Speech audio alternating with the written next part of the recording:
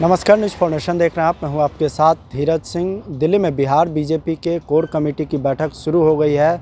Visual के माध्यम से देख सकते हैं कि इस समय दिल्ली स्थित जो केंद्रीय गृह राज्य मंत्री नित्यानंद राय का सरकारी आवास है, वहां पर मौजूदगी है। और यहां पर बिहार बीजेपी के नेताओं का जो जमावड़ा है यहाँ पर हुआ है। तमाम जो बिहार बीजेपी के कोर कमेटी के नेता हैं वो तमाम लोग यहाँ पर पहुँचे हुए हैं। बता दें कि बैठक में बिहार के दोनों डिप्टी सीएम सम्राट चौधरी विजय सिन्हा, बिहार बीजेपी के प्रभारी विनोद तावड़े, सह प्रभारी जो दीपक प्रकाश है, इसके अलावा तमाम वरिष्ठ नेता यहाँ पर पहुँचे हुए हैं। और आगामी लोकसभा चुनाव में जो बिहार एनडीए में जो बीजेपी के कोटे की सीट है, उस सीट पर किनका कैसा उम्मीदवार हो, किस तरह का उम्मीदवार हो, उन तमाम बिंदुओं पर चर्चा की जाएगी। बता दें कि बीजेपी की पहली लिस्ट पिछले दिनों ही आई थी और कहा जा रहा है कि 10 मार्च को केंद्रीय चुनाव समिति के दूसरे चरण की बैठक होगी। इस बैठक में बिहार को लेकर भी चर्चा की जाएगी। कहा जा रहा है कि इस बैठक में जो बिहार की जो 17 सिटिंग सीट है, उन तमाम सीटों पर चर्चा की गई। क्या उन सीटों में कोई बदलाव किया जाएगा, क्या वो एनडीए के किसी और सहयोगी दल को उसमें से कुछ सीट दिया जा सकता है, इन तमाम बिंदुओं पर चर्चा की जाएगी।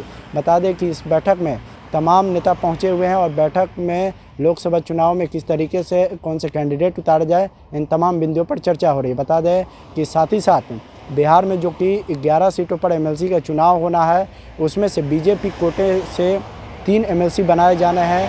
3 एमएलसी कौन कौन लोग होंगे, कौन कौन नेता होंगे, इन तमाम बिंदुओं पर भी यहाँ पर चर्चा की जाएगी। कहा जा रहा है कि इस बैठक के बाद जो दिल्ली में केंद्रीय गृह मंत्री अमित शाह और बीजेपी के राष्ट्रीय अध्यक्ष जेपी नड्डा के साथ बिहार कोर कमेटी की बैठक होनी है। उस बैठक पे फाइनल मुहर लगेगी कि बीजेपी कोटे की जो सीट है बिहार में, उसमें कौन से उम्मीदवार उतरेंगे और किस तरह के उम्मीदवार को आगामी लोकसभा चुनाव में उतारा जाएगा। बता दें कि पिछले दिनों ही पटना में भी प्रदेश चुनाव समिति की बैठक हुई थी। जो बिहार में इस समय 17 सिटिंग सीट है, उन सीटों पर कौन कौन से उम्मीदवार होंगे, उन उम्मीदवारों को लेकर चर्चा की गई और प्रत्येक सीट पर 3-3 उम्मीदवारों का नाम भेजा गया है। उसके बाद जो आज दिल्ली में यह बैठक बहुत अहम है, चूँकि इन तमाम बिंदुओं पर चर्चा हुई कि जो नाम आए हैं, उन नामों को कैसे आगे बढ़ाया जाए, केंद्रीय चुनाव समिति में किस तरीके से इन नामों को बढ़ाया जाए, इन तमाम बिंदुओं पर चर्चा हो रही है। लेकिन फिलहाल केंद्रीय गृह मंत्री अमित शाह और जेपी नड्डा से मुलाकात से पहले केंद्रीय गृह राज्य मंत्री नित्यानंद राय के आवास पर तमाम